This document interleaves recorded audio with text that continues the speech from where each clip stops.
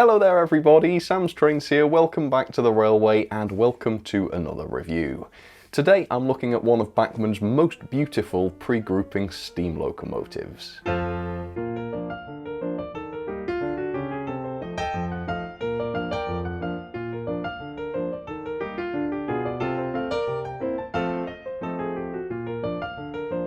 I've actually had today's loco for about 5 years, but I've only recently bought the correct coaches to go with it. So now seems to be a really good time to look at this one. And the engine is, of course, this, the gorgeous Bachmann LBSC H1 Atlantic. And this loco was a real surprise back in 2018 when Bachmann brought it out, because it was so beautifully obscure. It's also massive for a pre-grouping locomotive. In fact, it's possibly one of the largest pre-grouping locos that has ever been produced for the UK market. It's certainly the largest loco I have in the LBSC burnt umber, and the livery here is one of the finest aspects of this loco, I think. A really tremendous example of the LBSC umber. This is also a very expensive loco, so back when this first came out, it had an RRP of £199.99, and I bought this from the retailers for about £169. So this was a £200 engine before the pandemic. Now it's a little bit trickier because this is not currently listed on Bachmann's website as a model that they're currently producing, but you can still find it at the odd retailer. And there you're lucky to find this for less than that £200 mark. Most of the retailers that still have these are selling them at that £200 price point. So effectively what used to be the full RRP has now become the typical retailer price. So it's an expensive model, but is it worth it? I have a feeling it might be, but it's been a long time since I've looked at this. So let's take a fresh look at it together and hopefully enjoy a beautiful and very large pre-grouping loco from Bachmann. So like I say, this is an Atlantic locomotive, which means that its wheel configuration is 442. And this is one of 3 classes of Atlantic that Bachmann have produced for the UK market. There's this one, the H1, there's also the H2, which is another LBSC design, and then there's also the C1, which is the Great Northern Atlantic. Before Bachmann produced these, you actually couldn't buy a British Atlantic, and so I remember being so excited when these first became available. If I show you the end of the box, you can see the product code for mine is 31-910.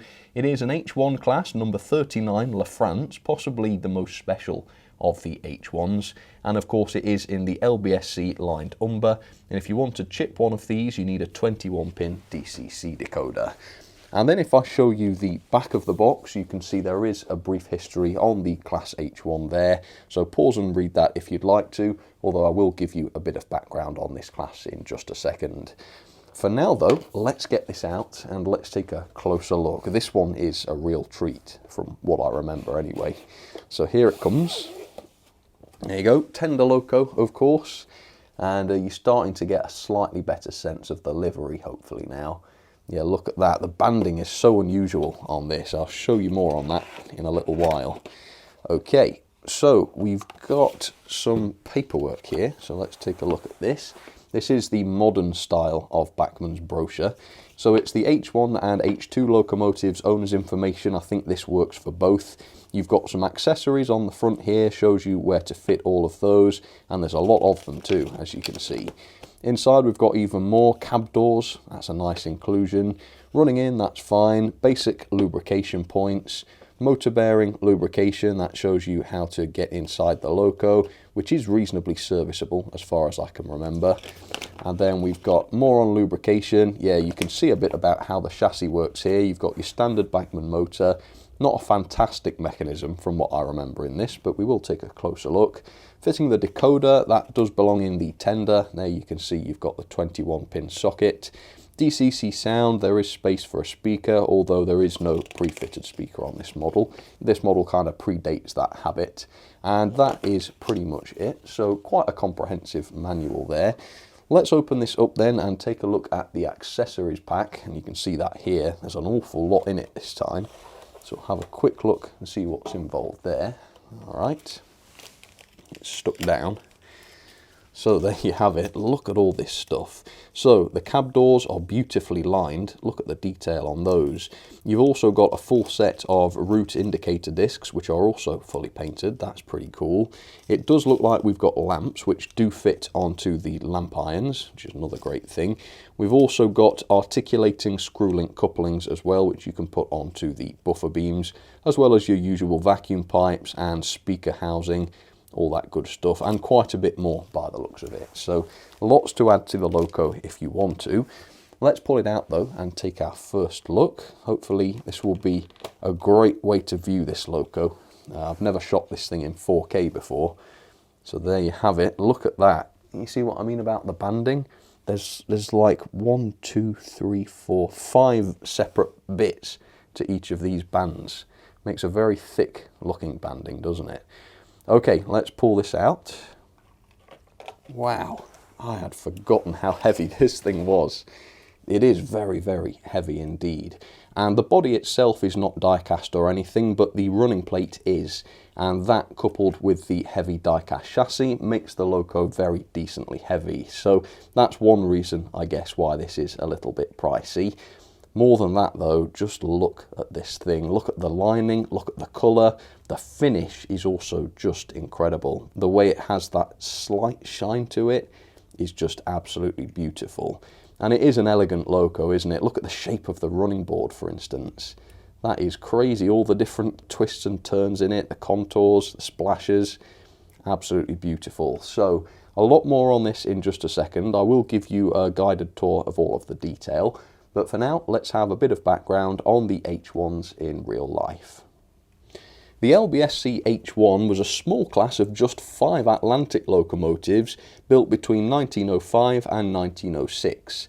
Designed by D.E. Marsh, the class was intended for express passenger work, although most of the design was actually borrowed from Doncaster's GNR Atlantics, with just a few technical changes. I guess the most major would be the higher pressure boiler of 200 psi.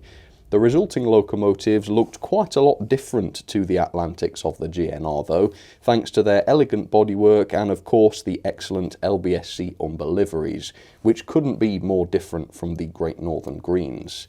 Like the Great Northern Atlantics though, the H1 proved to be a great success, and it was easily able to haul the LBSC's luxury Pullman services. This example, La France, was possibly the grandest of the bunch, as it was often used for royal trains or other important services, hence that white painted roof that it's got. Although the H1s were relegated to lighter duties over time, they actually survived for an enormous number of years in operation, passing into Southern ownership from 1923, and even 3 of the H1s survived into the British Railways period following the 1948 nationalisation.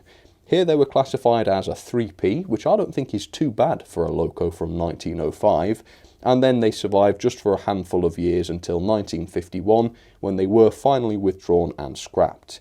Today, no examples remain under preservation, which is such a pity. So there she is, up close and personal for you, Bachmann's absolutely gorgeous LBSC Class H1 Atlantic. And what do I think of this thing here in 2023? Well, 5 years old or not, I still think this model is absolutely incredible. Easily still one of my favourite locos and probably one of the best looking locos that I have in the entire collection. So let's jump into this and take a look at what makes this loco so incredible. First of all, that finish. Look at the way the light just bounces off this chocolatey brown colouring here. Really fantastic, and here's a closer look at that banding. So we've got 2 outer gold bands, then we've got 2 brown bands, more gold banding and a small black line in between them. So some of the most complex lining I've ever seen. And where the banding ends at the bottom of the firebox, it joins around to the other bits of banding. So truly very complex indeed. The underframe section, this part is die-cast I believe, is also fully lined, as are the splashers. The rear ones have the name. All of these H1s had names to try and make them seem a little bit posher. And then the front one also has the lining and a beautifully painted crest on there, which looks tremendous. You've also got a builder's plate a little bit further along, just underneath the boiler, very nicely printed. The smoke box is painted into a black, which contrasts with the rest of the model, and you've got further contrast from these silver painted sections which stand out beautifully. I also love the chrome finished handrails here. They just look so premium, don't they? Really, really excellent. Made of metal, of course, and you've also got a couple on the sides of the cab and also just above the splashers where we've got more lined steps here. The buffer beams are beautifully painted as well, and we've got the running numbers on those. The cylinders have each end painted into the silver. That looks excellent, and there's some decent detail on there as well. And I think the coupling and connecting rods form a decent part of the livery as well, because they are high shine, chrome finish too, which matches the handrails. And these parts have a real sense of weight to them as well, because they are cast metal, so that's great. I guess while we're here, we better look at the wheels. These are also cast wheels, same colour as the Loco bodywork, which contrasts with the black of the rest of the underframe, and the centres or the axles are also painted black as well.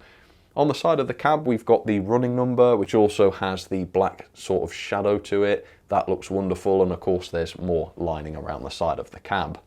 The cab roof is white, which denotes this leading a royal train. That's absolutely awesome. And really the whole thing comes together to make an incredibly special and royal looking Loco. The quality of this model is incredible as well. The weight is pretty good at 377 grams, which is actually a little bit more than a Hornby 8F. That's really decent, isn't it? And that's thanks to the die-cast metal running plate, which is a really chunky thing, so not a bad weight at all on this Loco. It is a little bit less than the Sonic Model's A5, which is only a tank engine, but that had a lot more die-cast on it than this H1 does. Let's take a look at some of the details then, because I didn't really think this was worth £200 when I first bought this back in 2018. And I guess the reason I said that was that there were no sprung buffers. The buffers are made of metal and they're nicely painted, but they are unsprung, so you got that. You got things like the whistle here, which have a bit of a plasticky finish to them. This whistle might well be made of metal, but it doesn't have a metallic finish to it. We're also quite light on features such as pre-fitted speakers and perhaps lighting inside the cab. But the cab itself is absolutely marvellous. There is a lot of painted detail inside here. Here's an incredible feature, which I don't think I realised early on, but you can actually open up the firebox here. How fantastic, although there is no lighting inside the firebox. So in some ways quite a simple Loco for the time. And another weird thing about the cab detail is there are no gauges. Is that correct? Does anybody know? That's very interesting. And there's also no real detail between the frames. There's a little bit, but there's certainly no painted valve gear that catches your eye. So yeah, not worth £200 by 2018 standards, but I think today for £200 this is actually pretty decent because it is a high quality Loco. Okay, in terms of detail, we've got the separately fitted smoke box dart, which is nicely painted. We've got lamp brackets fitted to the smoke box door as well. Down on the running plate, we've got these incredibly mean-looking spikes. I think the big spikes here are probably for the route indicator discs, and then you've got smaller brackets down below, which I assume are going to be for the lamps. But that's very typical of the LBSC. I've got a couple of LBSC Locos that are similar to that. Unlike on some modern Bachmann Locos, the chimney is a decent fit, no massive gap around that, and same with the dome. There's a much tighter clearance between that dome and the body than we've seen on some of Bachmann's newer stuff, which is also good to see. Unfortunately though, there is quite a noticeable parting line up on top of the boiler here, which is quite surprising on a supposedly very premium Loco. And here's the safety valve assembly as well, which is very, very nicely done. There's some great detail here.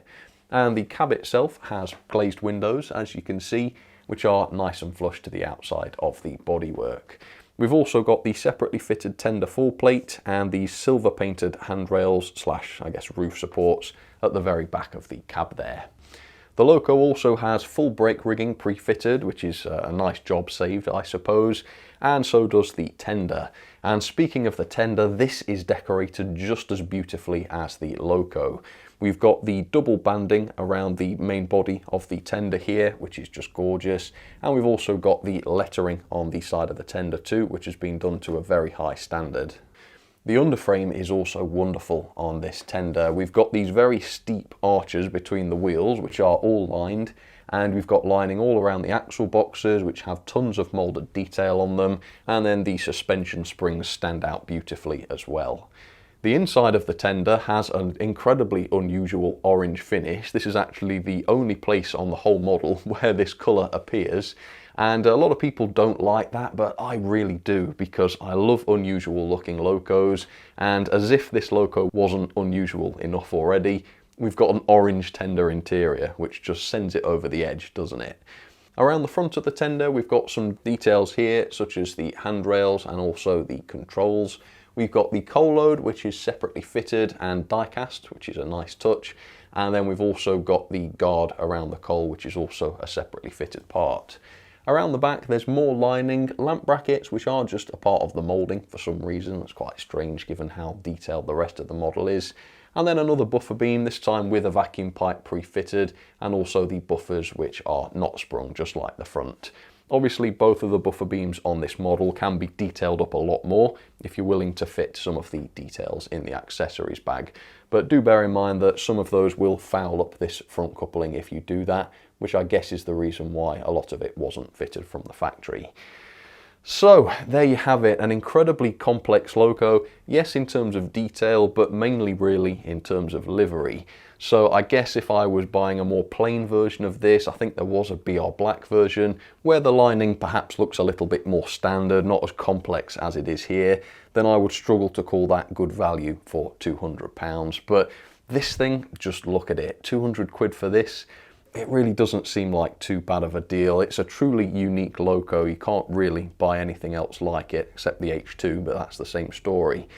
Anyway, what is the mechanism and performance like? I actually can't remember too much about the performance, so I'm looking forward to giving this another test. We'll see how it runs, and I'll also take this apart so you can see the innards. Okay, let's get started. So there she is, the gorgeous H1 down onto the track, looking truly wonderful on the track. The presence she's got is just incredible. I love this thing.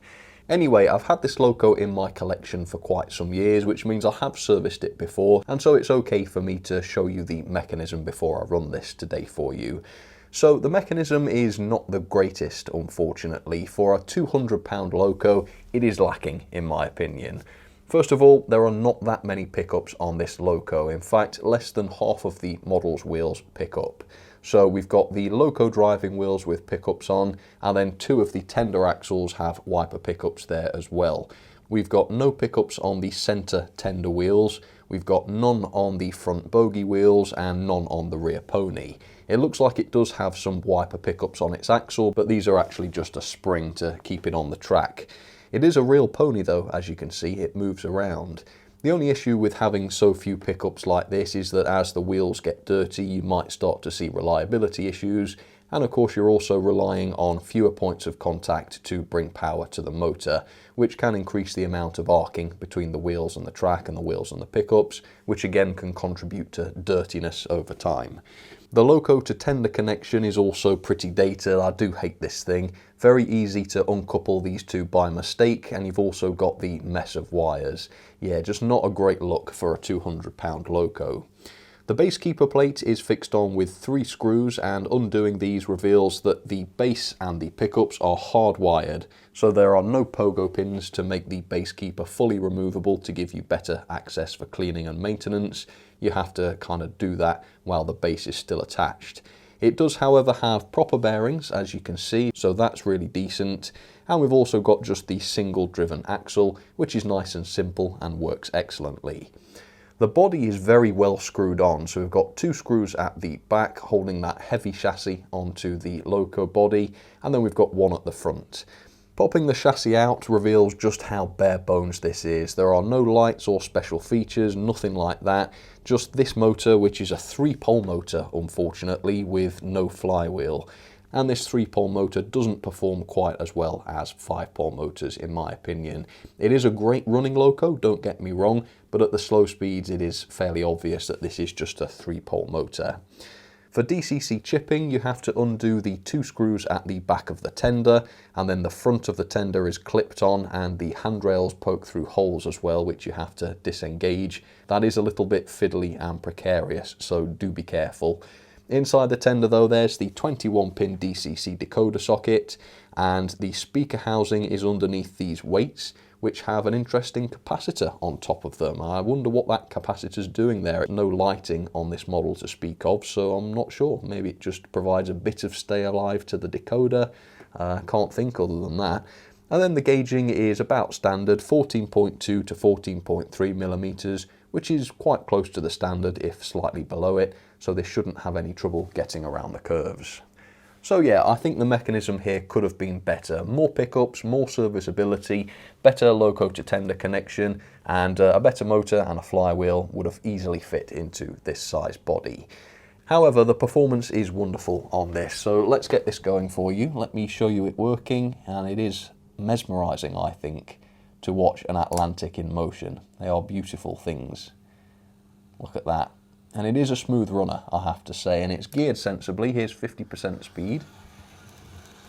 So it's not racing along. It is an express passenger locomotive, but you know, these weren't flying too much, but it's not a slow loco at the highest speeds. If I really give it some, you can see it can go for it, but it's not racing along at sort of 30–40% power, which is great. And that means you can sort of run it at this speed and have it look just gorgeous as its coaches kind of snake along behind it. All right, let's try a crawl then. I remember this wasn't absolutely brilliant, so let's see if we can get it to kick in. Slowly turning it up. So it did start to move then, but then it stopped. So let's ease it up a little bit more. And as you can see, it is going, but it's very coggy. So it moves a little bit, jerks forwards, stops, jerks again. That is very indicative of a 3-pole motor. So again, why they fitted a 3-poler into a 200-pound model, I don't know. Because if this was smooth, it would be a 5-star performer, but it's jerky, as you can see. As you speed it up though, the 3 poles sort of smoothen themselves together and you get a nice smooth performance, which is good.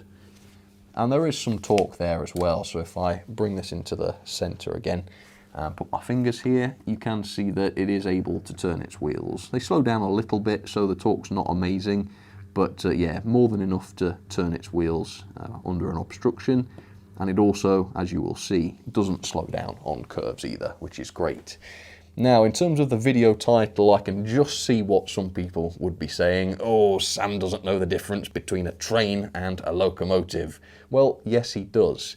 I don't think I would call this my favourite locomotive. I think there are better locos out there.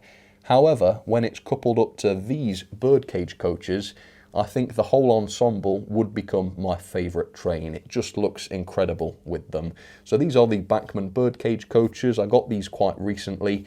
They are a real perfect match for this H1 Atlantic. So let's go and create my favourite train. Let's go and couple up to the coaches and I'll show you what this all looks like together. So here we go. I'll try and do this gently. And you know, it's really not a bad crawler in terms of speed, so it is possible to sort of couple up gently to things. It's just not very smooth. So let's see if I can do this gently. So yeah, even on analog, as you can see, more than possible to couple gently. It's just a little bit coggy as it does it. So there you have it, that's what it looks like with the birdcage coaches, and I just love the way the colours match now. In previous videos with this loco, I've run it with Pullmans, which also matched, but not quite as well as the birdcage coaches. So let me show you how it looks running with them, and I'll warn you, it's rather arousing. So here we go. Apologies for my language there, but I feel it's necessary. There she goes, decent passenger speed there. We'll catch up with the H1 in just a moment. And this of course means that I can now run all 3 of Bachmann's Atlantics with the correct coaches, or suitable coaches at the very least. So we've got my Southern H2 with some Southern coaches, which looks good, a very different look. But yeah, nice little contrast there between the colour of the coaches and the loco. And thanks to the Hatton's Genesis range, I've also got suitable coaches for the slightly earlier Great Northern Atlantic. That's the C1 with Great Northern 4 and 6 wheel coaches. Just love that look. Okay, let's catch up with the H1. And don't forget to take a look at the sidings. to spot which loco is the odd one out. I'll pin the first correct comment to identify that. Here she comes. Hopefully I don't need to explain why this loco and these coaches make my favourite train. Just look at this. It's just fantastic, isn't it? Now, I hate brown trains, you know. In my mind, when I picture a brown train, I always think, ugh. But seeing it like this, I think probably with the gold lining on the loco and the lining on the coaches as well, oh, it just looks wonderful. It's something I really never would have expected to like as much as I do. But I do mean it when I say this is my favourite train. It's just wonderful.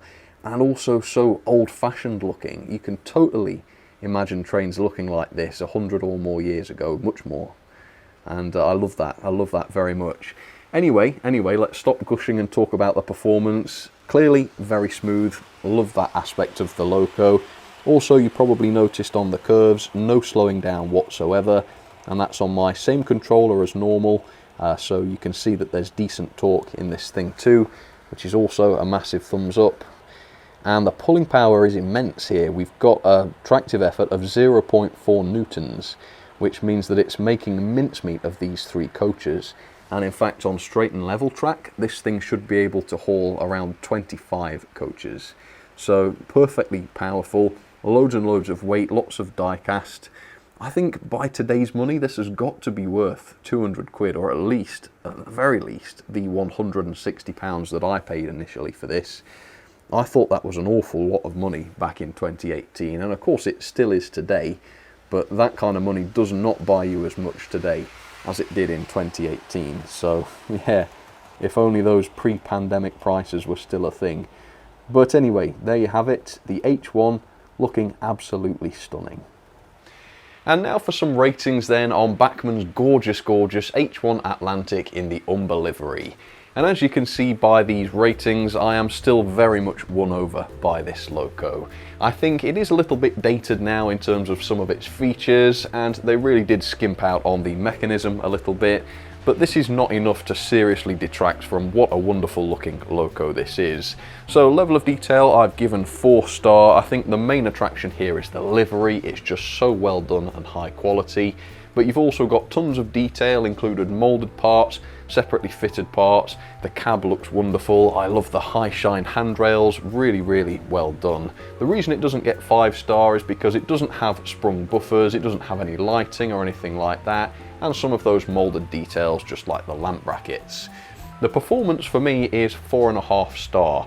At the slow speed, admittedly, it is a little bit coggy. It's not the greatest crawler in the world, but otherwise it has fantastic torque. It's got a very realistic range of speeds. It's quiet, it's smooth, it's reliable, and it has decent torque at the high speeds as well, not slowing down on the curves, easily able to haul lots of coaches. And that brings us on to the pulling power, which is fantastic. 25 coaches or 0.4 newtons. That's more than Bachmann's other Atlantics, even the H2, which was supposed to be better than the H1. It's actually almost as much as a Hornby A4. So to say this is an Atlantic, to say it's just got 4 driving wheels and lots of other non-driving wheels, the pulling power is tremendous, really good. The mechanism though is a bit of a letdown, unfortunately. It's not got that many pickups. Accessibility for servicing is hindered a little bit by the lack of spring-loaded contacts. It's got very few features on the chassis, and the motor is just a 3-pole with no flywheel. I think if this was a 5-pole motor, it could have also gotten a 5-on performance because it might have been a better crawl. So pity about the mechanism. A few upgrades here would really bring this up to modern standards. The quality though, I cannot fault it. I've given it 5-star. Beautifully built, no visible glue, a die-cast chassis and also a die-cast running plate, which makes the thing really heavy. And it's also got lots of metal parts such as the lamp brackets and also those handrails.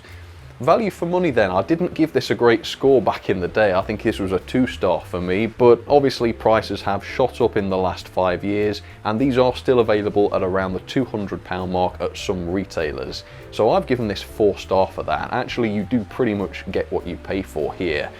This score comes with the benefit of the doubt though, because obviously if Bachmann were to bring this model back now, I do expect the price would be higher than £200. They haven't done that yet though, so I'm not going to mark it down for something Bachmann haven't done. Overall then, that is a great score of 8.05 out of 10, or a grade of B. Let's put that into the logbook, where it's pretty high up, yeah, 15th place above the Sonic A5 and below Bachmann's own Class 90. So it is a little bit dated now in terms of its features, but overall it still holds up beautifully, and it's a gorgeous, gorgeous model.